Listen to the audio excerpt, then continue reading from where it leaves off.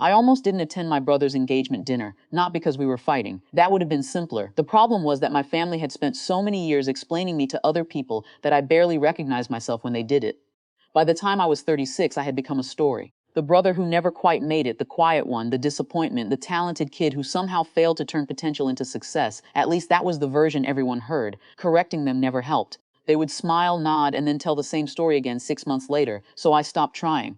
The dinner was held at a private event space overlooking the river. My mother had been excited about it for weeks. As guests arrived, I watched the familiar pattern unfold. An aunt introduced me to someone. "This is Daniel. He's still figuring things out." A cousin added, "He's always been the creative type." The tone wasn't cruel. That was the strange part. Nobody sounded malicious. They sounded certain, as if they were discussing weather. I smiled politely and let it happen. Across the room, my brother Ethan moved easily between groups, introducing his fiancée. Claire, she seemed genuinely kind. The sort of person who listened carefully before speaking, a quality that immediately made her unusual in my family. Halfway through dinner, I noticed her watching me, not staring, observing, the way someone watches when a puzzle piece doesn't fit. I ignored it. I was used to people forming opinions. Then my mother began telling one of her favorite stories, the one about how Ethan had always been ambitious while I had never found my direction. The table laughed softly. I looked down at my plate. Claire didn't laugh. She glanced at me, then at my mother, then back at me again. Something had clearly caught her attention. A few minutes later, while people were moving between tables, she approached quietly. "Can I ask you something?" "Sure." She hesitated. "Your full name is Daniel Mercer?" "Yes." Her eyebrows lifted. For a second, she looked genuinely confused. Then she leaned closer. "Wait, you're that Daniel Mercer?" I almost laughed, not because it was funny, because I knew exactly what had happened. Claire worked in commercial architecture, and unfortunately for my family's preferred narrative, so did I, just not publicly. For the past 8 years, I had owned a consulting firm that specialized in structural risk analysis for major development projects. I rarely discussed it, my family never asked, and after enough years of being ignored, volunteering information felt pointless. Claire stared at me. "You reviewed the Harbor Point redevelopment project." I nodded. "The project everyone cites?"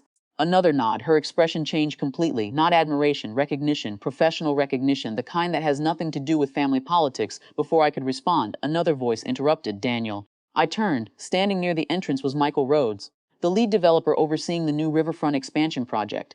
He had arrived late after another meeting. I had expected him. No one else had. His eyes lit up when he saw me. "There you are." Several heads turned. Michael crossed the room. Then, in front of everyone, extended his hand. "I've been trying to reach you all week. The board approved your recommendations." The room became very quiet. I shook his hand. "Good news. The best news," he said. Then he noticed the confusion around the table. "You haven't told them?" I already knew where this was going. "No reason to." Michael laughed softly. "Well, there should be." He looked toward Ethan. "Your brother's firm has probably saved our company tens of millions over the last few years." Silence, clean silence. My mother's expression froze. My aunt looked as though she'd misheard. Claire stared between us. Ethan blinked twice. "What firm?" Michael answered before I could. "The consulting group handling structural oversight on the expansion projects." He said it casually, the way someone mentions obvious information. Then he added the sentence that changed everything. "Frankly, if Daniel says a project is safe, investors listen." Nobody spoke, because there wasn't really anything to say. The problem with family narratives is that they depend on repetition. Repeat something long enough and people stop checking whether it's true. For years, they had repeated theirs. And now reality was sitting at the table with us. Michael eventually moved on to greet other guests. Conversation resumed, but not normally. Questions appeared, careful ones, uncertain ones. People suddenly wanted details. How long had I been doing this? Why hadn't they known? What projects had I worked on? I answered politely, briefly, without bitterness. The strangest part was that I didn't enjoy it. I thought I would. For years I had imagined what it might feel like for everyone to realize they were wrong. But sitting there, watching their confusion, all I felt was tired, because recognition wasn't the same thing as repair. Learning the truth didn't erase the years. It didn't undo birthdays where nobody asked about my life. It didn't restore conversations that never happened. It didn't return the version of me they had stopped being curious about. Later that evening, Claire found me standing alone outside overlooking the water.